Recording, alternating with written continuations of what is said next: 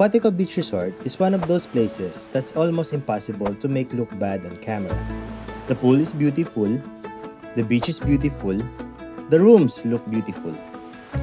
But you're not paying for beautiful pictures. You're paying real money for the experience. So I went back through my actual February 2023 stay. The room, the food, the pool, the beach, and everything in between to answer one question. Is Acuatico really worth the money? Before we get into it, one important note. Everything you're seeing from my actual stay was filmed in February 2023. So this is not me pretending that a 3-year-old room or buffet is exactly what you'll get today. I'm going to show you what I actually experienced. And whenever I'm talking about current prices, facilities, or what's offered today, I'll clearly tell you. We stayed in the Infiniti Premier in the main wing. And for me, this is actually the right place to start because a resort room doesn't need to be the most luxurious room I've ever seen. It needs to make sense on how you're going to use the resort. Our room was comfortable, clean, and most importantly, very close to the main pool. And that's a big deal at Acuatico because I wasn't coming here to spend the entire day inside the room. I wanted to be outside. And that's where Acuatico starts making its strongest argument. Because this is what you're really buying. You're buying the convenience of having the beach, the infinity pool, the restaurants, and the resort atmosphere all in one place. And visually, Acuatico absolutely delivers. The infinity pool is still the star. You have the ocean right in front of you, the beach just beyond the resort, and enough space to spend the day without feeling like you need to leave the property. And this is probably the part of the experience that's hardest to put a price on. When you wake up, walk outside, and everything you came here for is already right there.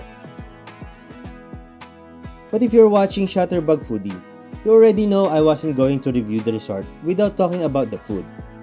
And honestly, dining becomes a pretty important part of the value when you're already paying resort prices. During our stay, we had our dinner at Oceano.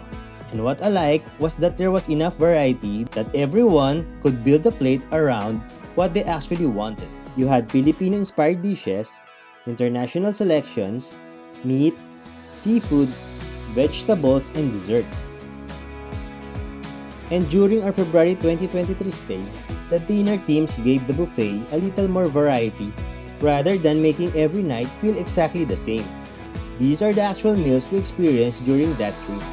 So keep in mind that menus and themes can change. Breakfast was another story altogether. And this is where I think it's useful to judge the food across multiple meals instead of deciding whether a resort is good or bad based on one dinner.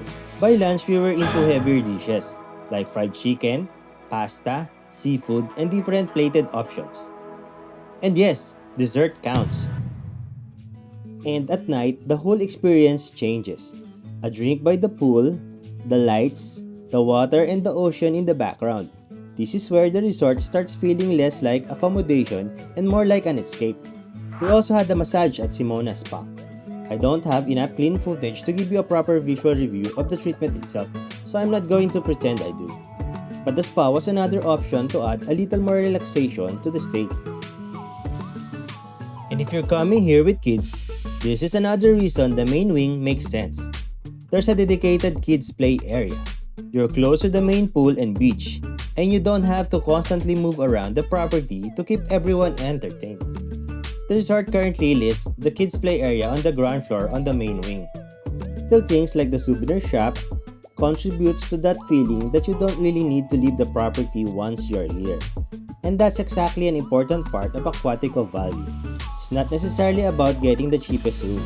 It's about how much the experience you can enjoy without having to go somewhere else. Now, what about La Prima? I didn't stay in La Prima, so I'm not going to pretend this is a first-hand room review.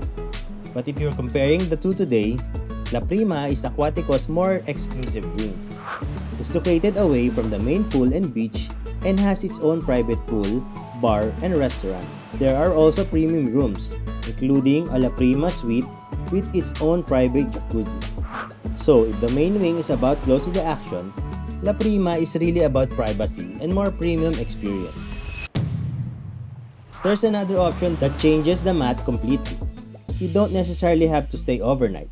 Acuatico's current day tour is listed at 2,700 pesos net per person. That currently includes a 1,000 peso food voucher, use of a cabana, and main wing facilities.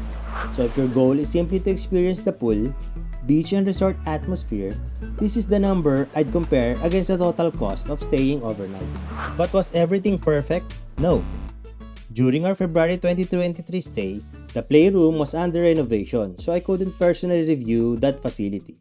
And that's exactly why I don't want to make this sound like a resort commercial. Prices change, facilities change, menus change. What you're seeing here is actual experience from 2023, combined with current information where I've clearly identified it. If you're traveling with family, I'd look at the main wing first. If you're a couple looking for more privacy, that's where I'd start looking at La Prima.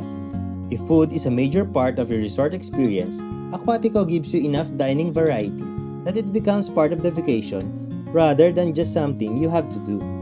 And if you don't care about sleeping here, definitely compare the current day tour against an overnight stay. But if your priority is simply finding the cheapest beach getaway in Batangas, Acuatico probably isn't where I'd start. So, is Acuatico worth the money? For me, yes. Because what you're paying for isn't just the room. You're paying the pool, the beach, the food, the convenience, and the feeling of not needing to leave. But whether it's worth it for you depends on how much of that experience you're actually going to use. And that's the question I'd ask before booking. Would you pay for Acuatico? If you want more travel and food reviews that help you spend smarter, subscribe to Shutterbug Foodie. I'll see you around!